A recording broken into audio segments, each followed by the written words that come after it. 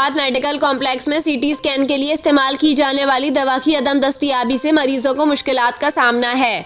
मुतासिरा मरीज 5 से 6 हजार रुपए में दवा मार्केट से लाने पर मजबूर हैं। मरीजों को कैंसर के मुख्तलिफ टेस्टों की रिपोर्ट के हुसूल में भी मुश्किलात का सामना करना पड़ रहा है। हयाताबाद मेडिकल कॉम्प्लेक्स के फार्मेसी इंचार्ज जफरुल हक ने बताया कि काफी अरसे से मुल्क में एलसीज बंद हैं, जिसके बायस जान बचाने वाली अद्वियात और दीगर सामान की फराहमी मुतासिर हुई है।